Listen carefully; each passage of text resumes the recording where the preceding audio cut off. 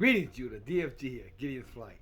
Hey guys, it's going to be a short message tonight to remember, and don't forget tomorrow, by the way, that we're going to be picking back up where we left off in the book of Enoch.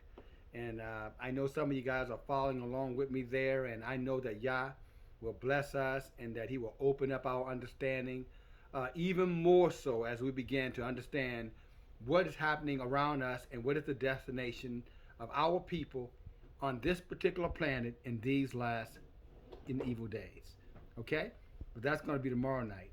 But I was thinking something a little early today, and matter of fact, I was, spending some time in reflection. And Yah brought back to me about, conformity. And the Rahuk inside of me, really inspired me, motivated me, using the human word, to really take a moment and elaborate on, conformity. And why is it important for us to understand clearly that we are not to follow the ways of the heathens? Especially now. We should have never, but many of us were ignorant, in our understanding, in our knowledge. Christianity had us duped, had us deceived. But Yah said in the last days we would not be deceived, nor should we be deceived, and that He would open up our eyes to the truth. And one of those revealing truths is that we are not to conform to this world. Our Messiah, Yeshua, the reason that He was murdered, hung on a tree, was because He did not conform to the times that He was living in. And He was hated and He was despised. He was called a devil. He was called a drunkard. He was called a whoremonger. All lies, of course. But this is the slander that the heathen will place upon Judah. And all of us know the heathens are already placing those titles upon us. Why? Because they despise and they hate the Rahuk and everything that they see about us. As some would say, they hate you because they're not you. And I know some of them are arrogant, and some of them may be listening to me right now saying, you're a damn lie, DFG. We don't want to be y'all. Well, I know why you don't want to be us, because we're at the bottom right now. Because we're still struggling under the curse of our ancestors. But if we were not under the curse and we had your wealth and all of your financial blessings, you're going to tell me you wouldn't want our athletic abilities? You would not want our vibrancy? You would not want our melon? You would not want the beauty and the healthiness of our women? The strong and the masculinity of our men? The style, the fashion? The ability to bring forth strength in our voices in song? To be able to see the agility in our ability in dance? You're a liar, devil. You are a liar. We know if Yah would put it in reverse, you would love to be us, but you won't be, because inside of your heart is that arrogance and it's that bitterness. Enough about you. Back to you, Judah. When Yah tells us don't conform, He's telling us to be like Him. And it's amazing how many people use that term Christian. And I hope that you wash this nasty word out of your mouths, because this is the religion and the faith of our oppressors, Islam and the rest of it included, So I hope you wash that out of your mouth. But they use, Christianity to oppress and to manipulate and to bring about mass murder to our people, to force our people, quite frankly, to conform to their ways.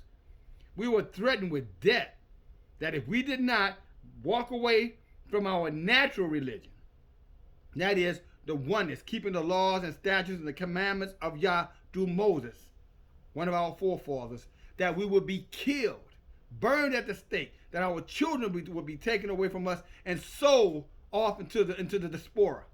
And they did. And many of us didn't relinquish. Many of us resisted, and many of us died. Many of our ancestors died. We're from a very proud people. We know that naturally. But many of our forefathers died to keep the faith. And many of them lost their children, their babies, the innocent ones. And they were snatched away and stolen away and taken away and raised by these heathens all over the Americas to become Christians. And now many of us are embracing this wicked, abominable religion. That's conformality. That's conforming, my brothers and my sisters. And even, Paul, one of the apostles, not a later convert, inside of the better understanding of who he was as a Hebrew, and understanding that he was one of the lost sheep too. Once he found himself and realized that his way was the wrong way, his way was contrary to the way of Yeshua, even he warned us. At least he warned our brethren in Rome. And this is what he said. And what I'm going to do, again, I'm going to take a moment. And let me slow down here because I get excited when I get into the word. Let me slow down. I'm going to share with you what he shared to the brothers in Corinth, and I'm going to share with you what he shared with the brothers and the sisters, in Rome. But please understand, my brothers, what's going on right now, my sisters. You are conforming. If these new mandates and that are being placed all around us, if you're participating in those mandates, you are conforming. You're conforming to the laws and the mandates of this world. And this is what Yah had to say. And I want you to keep this in mind. Ultimately, it's your decision to make. But just remember, guys, as the saying goes, a journey of 1,000 miles starts with one footstep. The minute you start to conform, the minute you start to compromise, there is no telling, there is no limit how much compromising you will do unto death. You have to be strong enough in the Ruach, trust enough in Yah to know that I refuse to conform. I will stand my ground, and if Yah says I die, I die. It's like Esther said. You sisters out there, you need to take a lesson from your sister Esther. Esther said, you know what? She told Malachi, I'm not supposed to go before this king, unless he called for me. But since you tell me to go, and you are, you're my master. In other words, you are the man that is responsible for my well-being. I'm going to respect and I'm going to listen to you. And if I die, I die. That was Esther's faith. How many of you sisters have that same kind of faith? But again, when Yah tells us not to conform, he's telling us to resist unto death if necessary.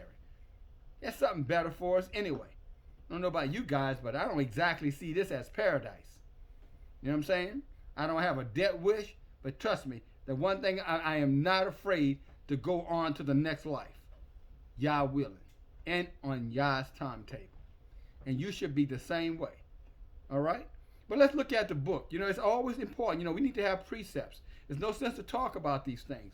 But again, I want to remind you, mandates is conformity. I'm going to say it to you again.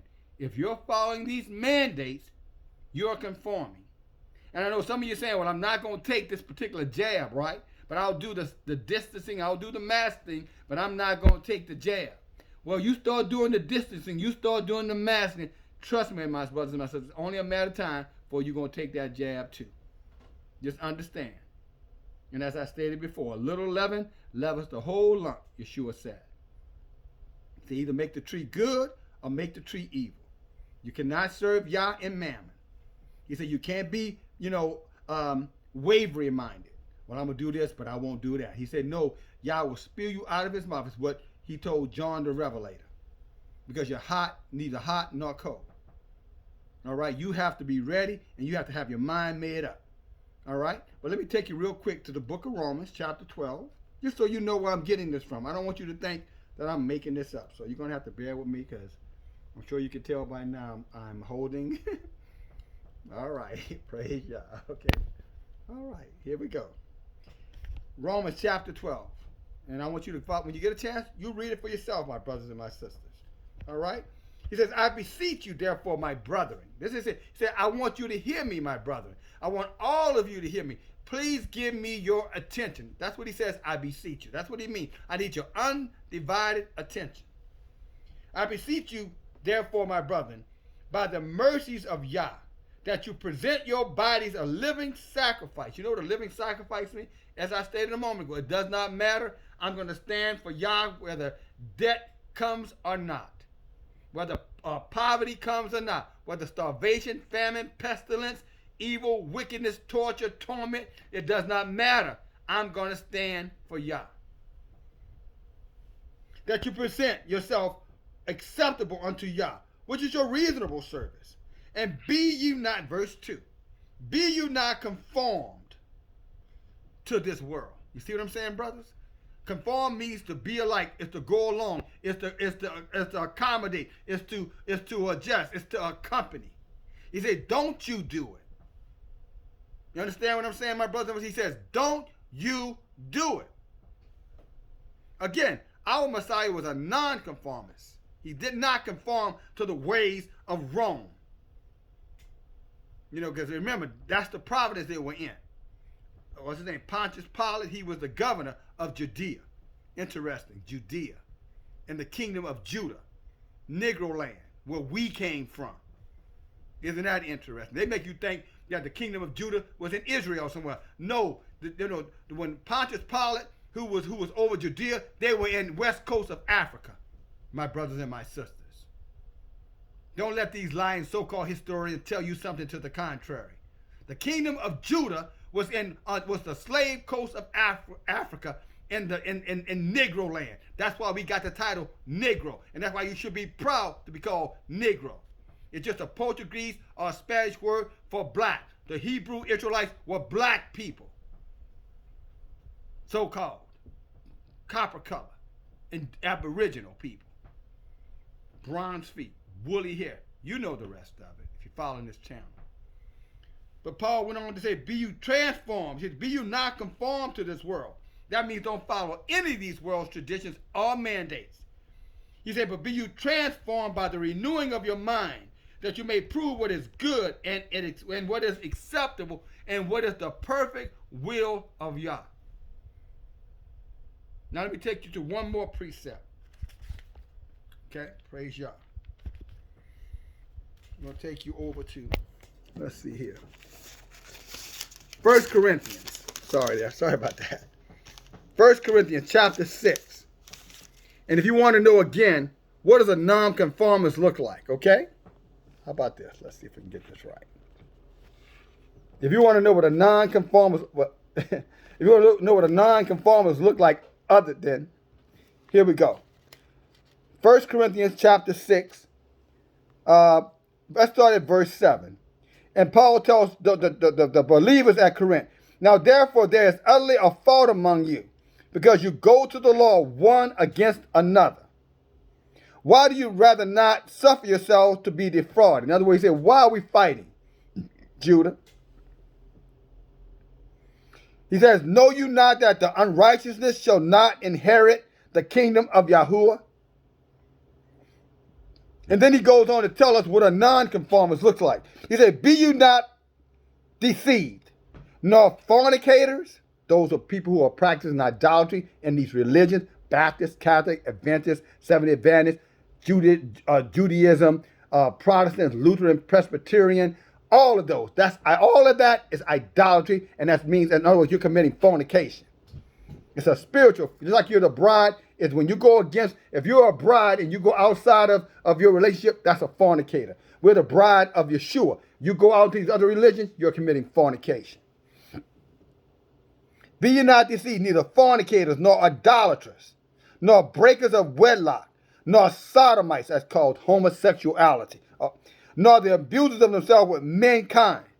That's in other words, men with men, women with women, sleeping with animals, etc., having sex with animals, etc., and a whole bunch of other things, but abusing yourself with other mankind, unnatural relationships.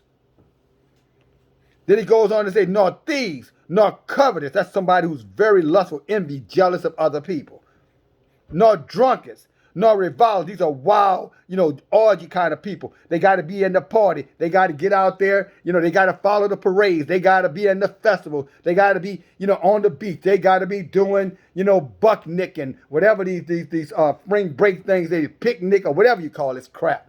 Running around, no clothes on, drinking, drunken, all out in public, just throwing up, vomiting, just nasty. No etiquette, no style, no self-respect, no dignity. Revilers. No extortioners. Those are people who cheat other people, who manipulate other people, take advantage of other people. I'm talking about the people in the kingdom. The body, Judah, the brothers, Israel. He said, nor extortioners shall inherit the kingdom of Yah. And this is that renewal part again. As such were some of you, but you are washed, but you are sanctified, but you are justified in the name of Adonai, Yeshua, Himashah, by the Ruach Yuhah. Pretty concise, pretty basic, straight to the point. To my brothers and sisters, I just want to remind you guys, the days are short. The time is now. The enemy is out there. And he's going to try to pull you in his very little subtle ways. He's going to force these so-called mandates on you and pressure you, try to isolate you, threaten you with your employment, threaten you with having access to loans, access to resources. He's going to do everything in his power to get you to take that jab. And you're going to have to ask yourself the question, what will a man give for his soul? What is the price of your soul? Are you afraid to die? Then God damn it, then you're not living if you are. And I didn't say yah damn, I said your any life that's not, if there's nothing that you have in your life that you're willing to die for, then your life has no value, nor does anything in it, my brothers and sisters. Keep that little piece of wisdom in mind. But that being said, remember, we are not to conform to this world. This world is not our home. We are sojourners. We are just passing through. Yah has a better place for us. And I'll end this message with, as the scripture tells us, eyes have not seen, ear have not heard, neither has it entered to the heart of man the things that Yah has prepared for those who love and who obey and who serve him, meaning serving the brothers and the sisters of the children of Israel, and in particular here, the children of Judah. Love you guys. Keep that in mind. Be strong. Fight back. Resist the devil. He'll flee. All right? Stand fast. Hold on. Love the brethren. Seek Yah. Seek his word. And he'll return. In return, he'll give you your heart's desires. All right? Okay. TFG. I can go on, but I promise it wouldn't be long. Talk to you tomorrow. Book of Enoch. Okay.